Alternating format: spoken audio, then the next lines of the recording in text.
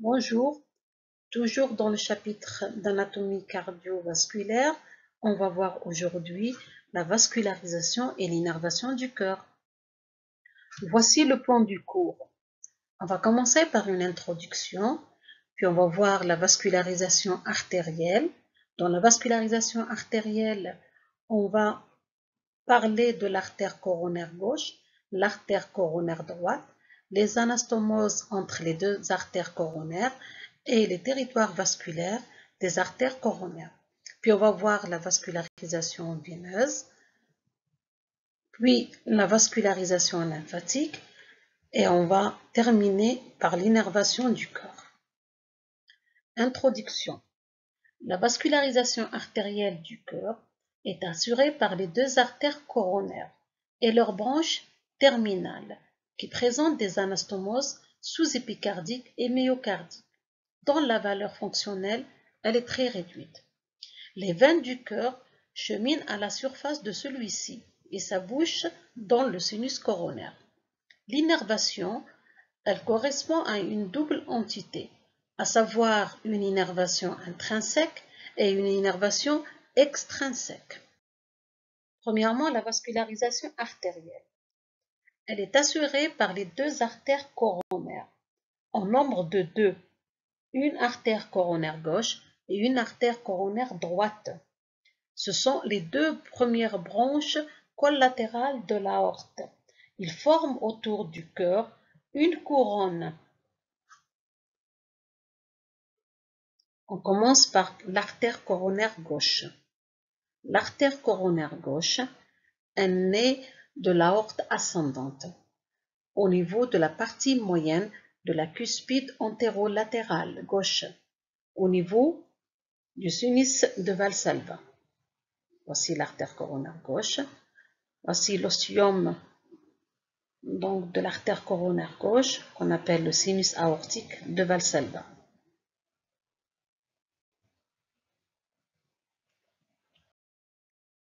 Le trajet de l'artère coronaire gauche est très court. Elle passe en arrière de l'artère pulmonaire et sous l'auricule gauche. Elle se termine au niveau du sillon atrioventriculaire antérieur en se divisant en deux branches terminales. Les branches collatérales. La première branche collatérale est l'artère graisseuse de Vieux-Sens, qui est destinée aux parois de l'aorte et de l'artère pulmonaire. Les autres branches collatérales naissent des branches terminales. L'artère circonflexe, elle chemine dans le sillon atrioventriculaire, elle contourne le bord gauche du cœur pour se terminer au niveau de la face inférieure du ventricule gauche. L'artère interventriculaire antérieure, elle gagne le sillon interventriculaire antérieur qu'elle va parcourir totalement. Elle contourne le bord droit du cœur et se termine dans le sillon interventriculaire postérieur. Au cours de leur trajet, ils vont donner plusieurs branches collatérales. Premièrement, ils vont donner les artères septales antérieures qui sont destinées au septum interventriculaire et généralement ils naissent de l'artère interventriculaire antérieure. Ils donnent également les artères atriales qui sont au nombre de 3. Généralement, ils naissent de l'artère circonflexe destinée à l'atrium gauche. Les artères ventriculaires qui naissent de l'interventriculaire antérieur et de l'artère circonflexe, ils sont destinés au ventricule droit, mais principalement au ventricule gauche. On a une artère qui est quand même assez particulière, c'est l'artère marginale gauche. C'est la branche la plus importante de l'artère circonflexe. L'artère coronaire droite est née de l'aorte ascendante au niveau du sinus aortique de Valsalva, au-dessus de la partie moyenne de la cuspide antérolatérale droite. Trajet et terminaison. L'artère coronaire droite, elle a un trajet oblique. Elle chemine dans le sillon atrioventriculaire ou sillon coronaire. Elle contourne le bord droit du cœur. Elle se coude pour rejoindre le sillon interventriculaire postérieur. Et elle change de nom. Elle devient l'artère interventriculaire postérieure. Les branches collatérales. Elle va donner l'artère nourricière de l'infundibulum pulmonaire et l'aorte. C'est l'artère graisseuse de Vieux-Sens, droite. Elle donne des branches ascendantes, c'est les artères atriales droites, généralement au nombre de 3.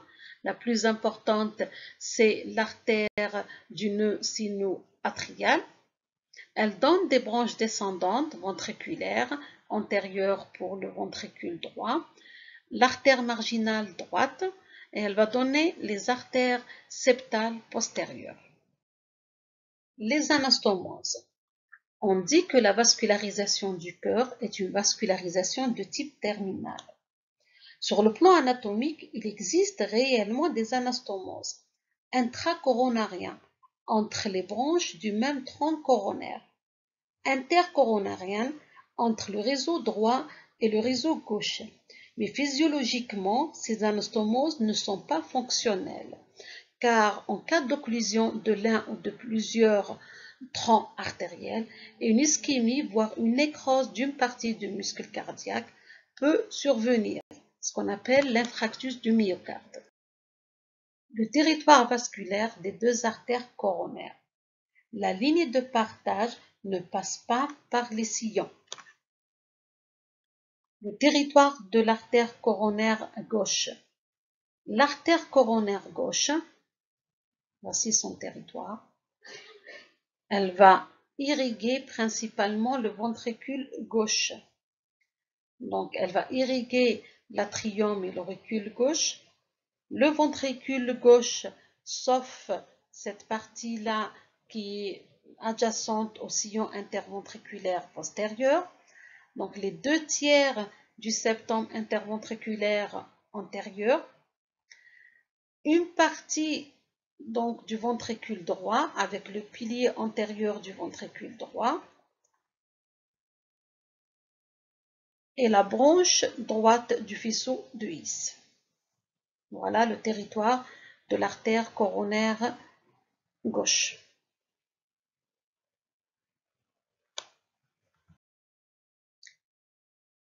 Voici le territoire de l'artère coronaire droite. Donc l'artère coronaire droite, elle va irriguer l'atrium droit et l'auricule droit. Le septum interatrial, elle va irriguer donc le ventricule droit, sauf le pilier antérieur du ventricule droit. Elle va irriguer le pilier postérieur du ventricule gauche.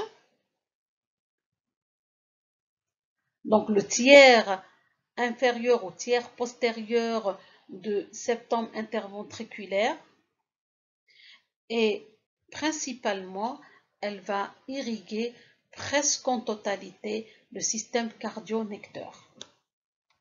La vascularisation veineuse. Deux systèmes assurent le retour veineux. Un système principal regroupe les veines superficielles satellites des artères coronaires et un système accessoire regroupe les veines profondes qui se drainent directement dans les cavités cardiaques.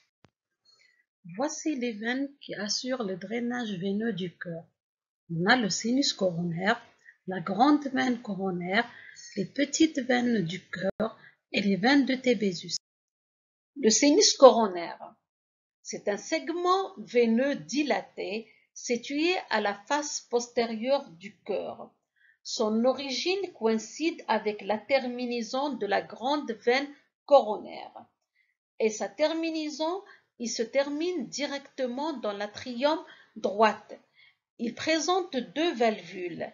Une valvule à son origine, qu'on appelle la valvule de Vieux-Sens, à ce niveau-là, et une valvule à cette terminaison, c'est la valvule de Tébésus. Il reçoit plusieurs collatérales.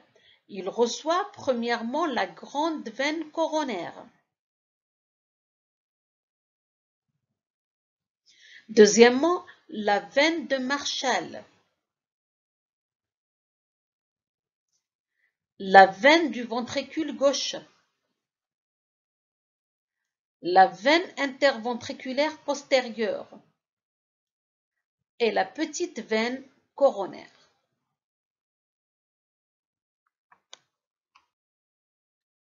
La grande veine coronaire. Elle naît du sommet du sillon interventriculaire antérieur, au niveau de l'apex. Elle chemine dans le sillon interventriculaire antérieur, puis dans le sillon atrioventriculaire ou le sillon coronaire. Elle contourne le bord gauche du cœur pour se placer dans la face postérieure et se termine dans le sillon coronaire.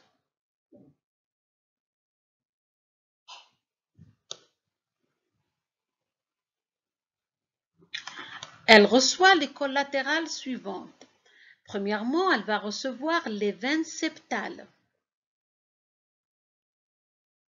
les veines ventriculaires antérieures des deux ventricules, la veine du bord gauche et les veines de l'atrium et de l'auricule gauche.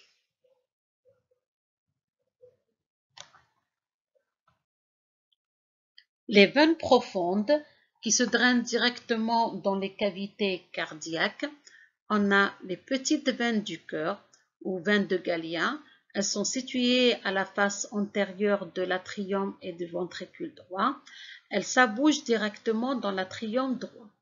Les veines de Tébésus, situées au niveau du cœur droit, elles s'abougent dans les 4 cavités cardiaques par de petits orifices. Sur ce schéma-là, on voit la vascularisation artérielle et veineuse du cœur avec les deux artères coronaires, la coronaire droite qui devient l'interventriculaire postérieure, la coronaire gauche avec ses deux branches terminales, l'artère circonflexe et l'artère interventriculaire antérieure. Ces artères-là, ils vont entourer le cœur en formant des couronnes. La première entre l'artère coronaire droite et l'artère circonflexe. Et la deuxième entre l'interventriculaire antérieur et l'interventriculaire postérieur.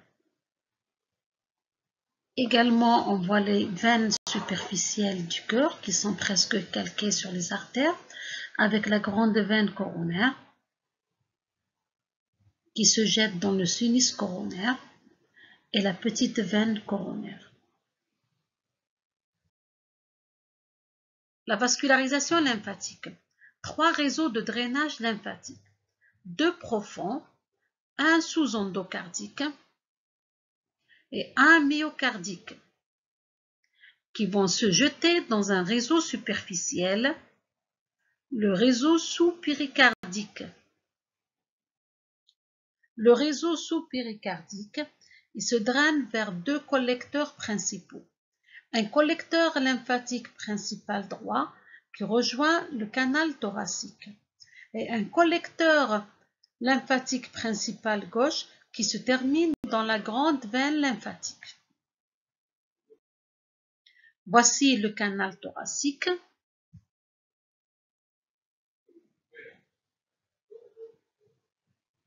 Et voici la grande veine lymphatique ou la grande veine thoracique. L'innervation du cœur. L'innervation du cœur est assurée par une double entité.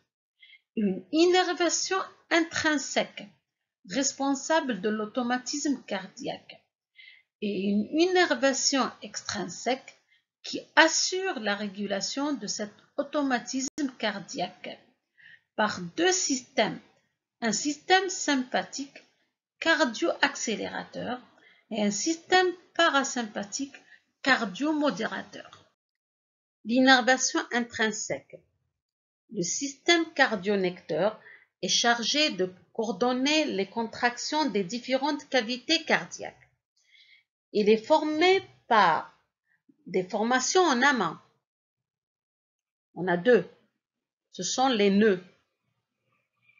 Le nœud sinusal et le nœud atrioventriculaire. Et des fibres unies en faisceau. Le faisceau atrioventriculaire, ou faisceau de His, et leurs branches.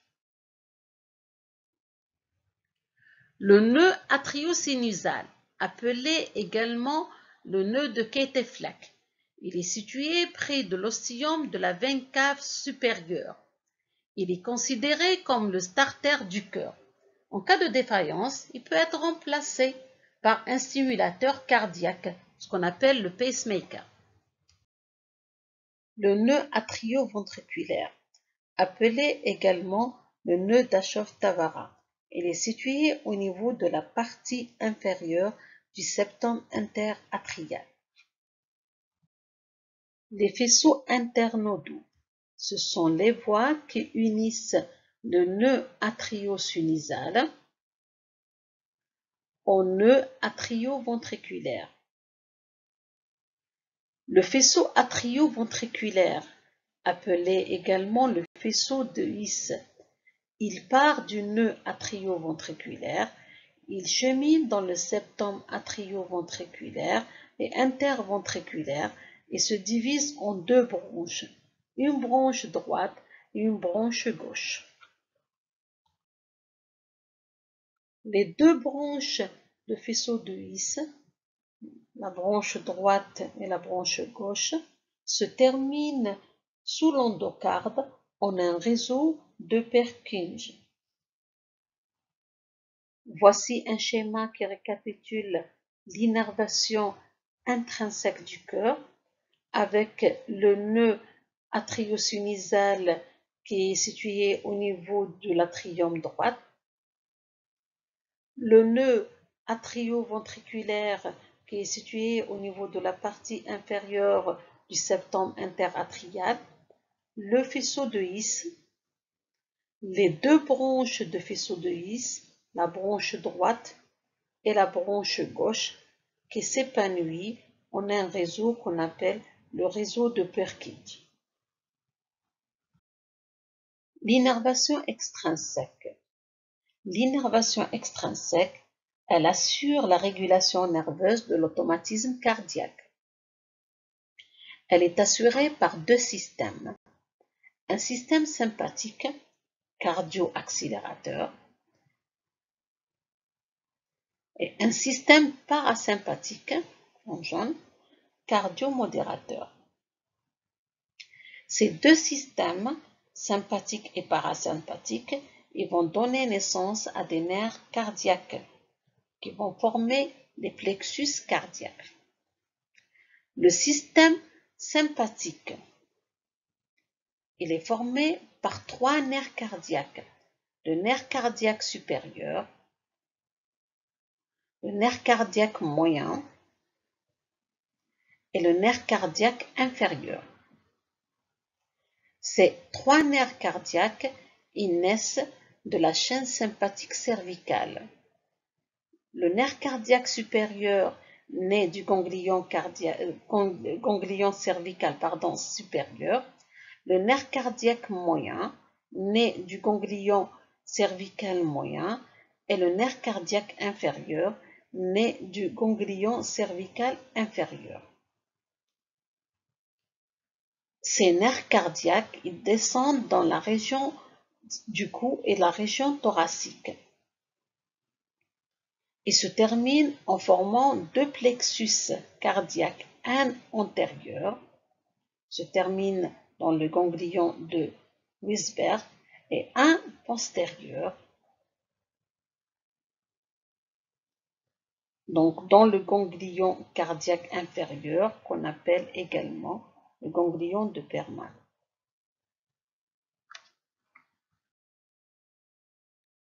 Le système parasympathique, il est formé par les branches du nerf pneumogastrique ou le nerf vague. Le nerf pneumogastrique, il va donner 3 nerfs cardiaques. Un nerf cardiaque supérieur, un nerf cardiaque moyen et un nerf cardiaque inférieur.